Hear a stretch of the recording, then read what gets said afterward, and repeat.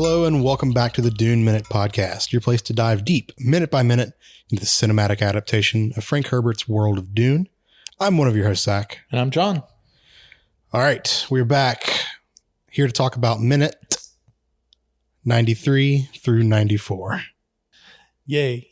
All right, I got it right. I got it right this time.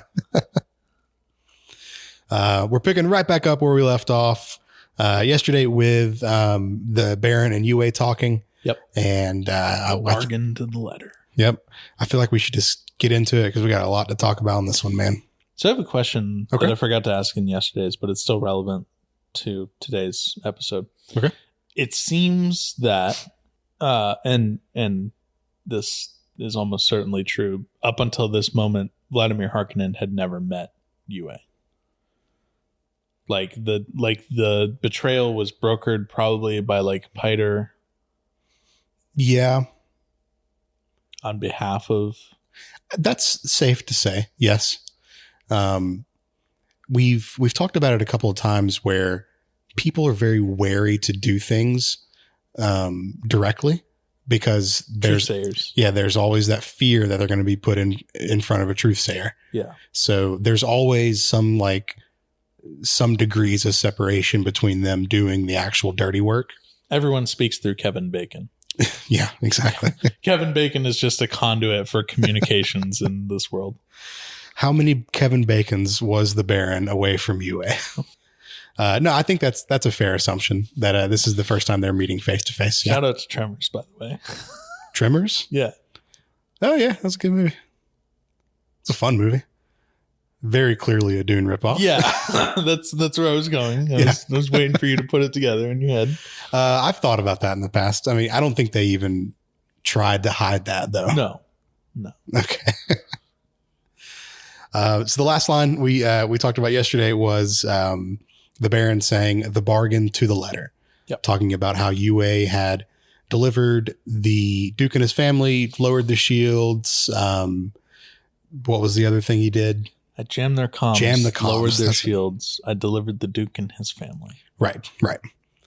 And then, Yue goes on to explain what he was expecting to receive for doing all these things. Well, so... the Baron asks what? Yeah. Vladimir asks, and what was I to do for you? Yeah. I just needed to scroll up in my notes. I forgot I wrote that down. Yue's response is, deliver my wife from her agony, which is what he wants, but he also wants to be with her. Mm-hmm. I just think it's interesting that he only says deliver my wife from her agony instead of, but I think at this point, we kind of talked about it too, how we feel that he knows she's dead. Yeah. I'll talk a lot more about that in my book section. But yeah, he says, deliver my wife from his agony, or her agony, excuse me. Yep. And the Baron just goes, yes. When we see his suspensor frame begin to activate as we have that camera scene or the camera position from behind him, and we see like the banquet that's still in front of him. He just kind of like begins to float, and you see his like feet just like kind of drag a little bit on the longest table that has ever existed. It's the long table of suspense building.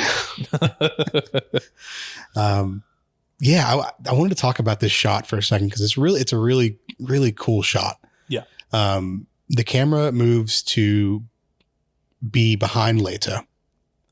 And so Leto's in focus, and he's still, knocked out in his chair. Yeah, you just see this mass. Yeah, and the Baron's really out of focus. And you see him rise up, and he stays out of focus until the very end when he gets he comes across the table, and you see his feet kind of knock against the edge of the table, clearly just limp as hell. He's not used those in decades probably.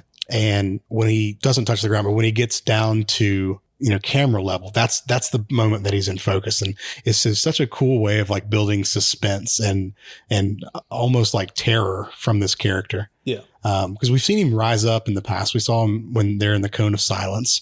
He uses his suspensor fields My desert, my Arrakis, my Dune. Yep, to rise up. Then that's really the only time that we see them functionally for any length of time. The hallway scene that we saw last week, notwithstanding, we do see him floating down there. Yeah, I thought it was a really cool way of like building that suspense and that terror of him just like coming over directly in front of Yue. Yeah. Well, not only that, but like he's floating in an imposing way so that he's like taller than Yue and looking down on Yue and shit too. Yep. And Yue's he's trying to keep his cool. He's trying, but he knows this isn't going to be. No, this isn't a good ending for him. He's trying to be confident, look not scared and keep his bravado about him. But when the Baron comes over to him, he looks. I would like to point out too that throughout the entire time that Vladimir Harkonnen is, floating across the long table, mm-hmm. and when he's, floating in front of Yue, he's still chewing. And he's like chewing like a fucking cow, where he's just.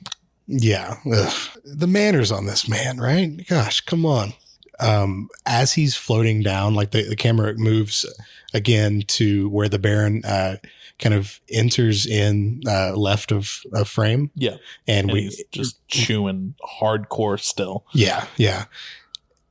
And I think this is the first time we get like a really, really good shot about how fucking rotund this man is.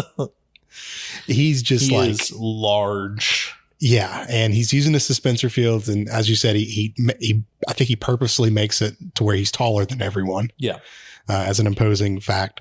And at this point, Yue is scared shitless. He's like, not like visibly shaking, but you can tell he's shaken. Yeah. Well, I think just in general, the whole evening has shooketh him. Yeah, and that's when he says the line, "I said I'd set her free and that you could join her. So join her." And then he just grabs Yue by the hair and like lifts him up.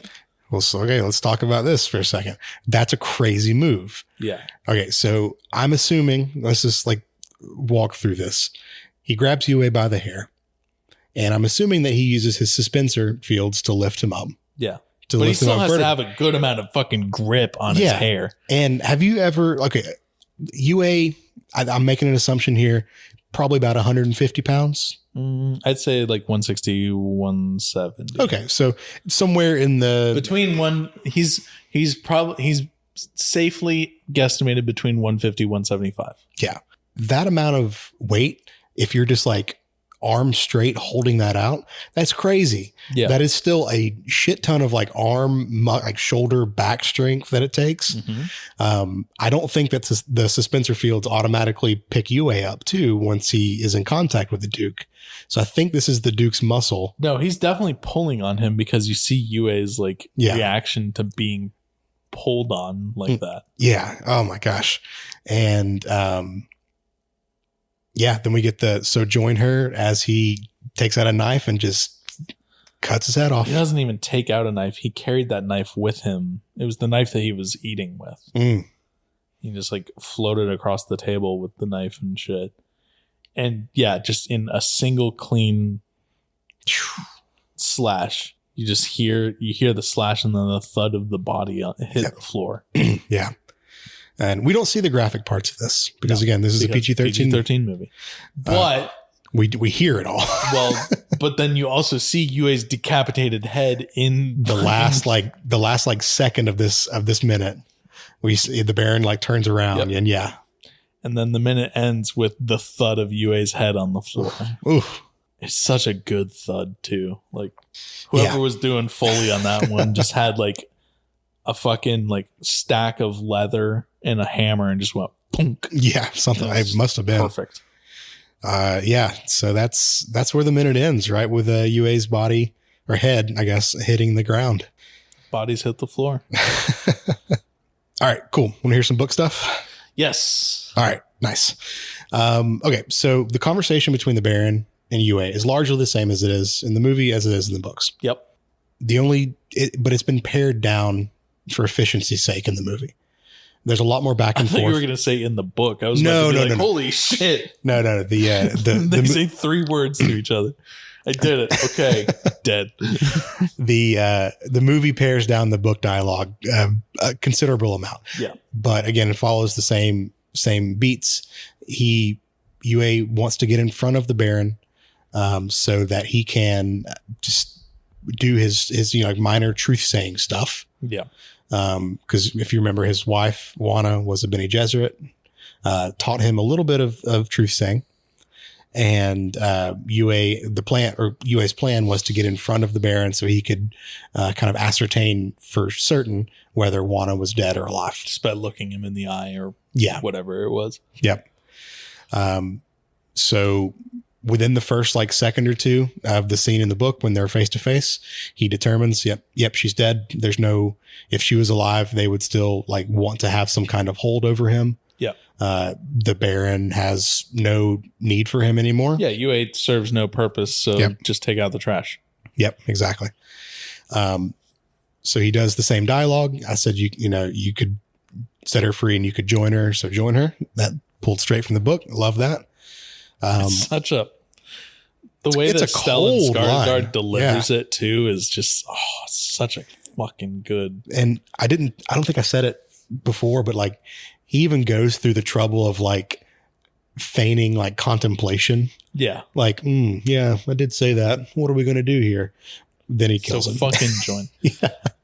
Okay. He's cold, man. I've fucking juiced up Stellan Skarsgård a lot in this role, but I genuinely can't think of anyone better suited for this role, any current actor.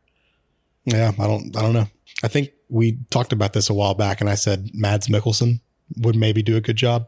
He's too skinny. I mean, yes, you can fix that, but I don't think so. They both have kind of that threatening aura to them. Yeah. Yeah, no, he does. It's such a good job here. Sad that we only have him for one more scene in this movie. Yeah, that's true. Well, we get a lot next movie. Oh yeah, no, we're not done with Vladimir in any sense, but. Mm-hmm. So the biggest difference between the book and the movie in this scene is that when it comes time to kill Yue, again, what we talked about at the beginning of this episode is there's always a little bit of distance between the command and the act, right? Yeah. So in the book, the Baron waves his hand towards Piter, and Piter stabs him in the back. Mm-hmm. And that's when he dies. But not before he gets one more sentence out to the Baron. And the sentence is, and I'm just going to read it word for word. There's a lot of ellipses in between each word because he's gasping for breath, and sure. He's a dying person at this point. We get it. He goes, "You think you defeated me. You think I did not know what I bought for my Juana." And those words ring in the Baron's head for the next couple of chapters. Mm-hmm. Let me see. That really shocks him to the core. He's like, "Why did he say you think you defeated me? I don't understand." So yeah, great send off for Yue, even though he did the Atreides dirty. The good send off for him, even though he did a slight bit of treason. Yeah, just a little treason as a treat. Yeah, just a little bit. After Yue's body hits the ground in the book, the Baron turns to his personal guard captain Kudu, who I mentioned yesterday, and says, "I could never trust a traitor, not even a traitor I created." And then, to that point, he does. Yeah, I guess. Once a traitor, always a traitor, right? Yep. And then their attention turns to the Duke. Yes. So again, that is where I'll leave it, because we got a lot to talk about that tomorrow. We do. And that'll be the end of today's episode. But as always, you can find us on Instagram at the Dune Minute. We are at Dune Minute on Twitter, and you can email duneminute@gmail.com if you'd like to get in touch with us. We'll be back tomorrow for the Friday episode. Close the week out. Cool. We'll see you then.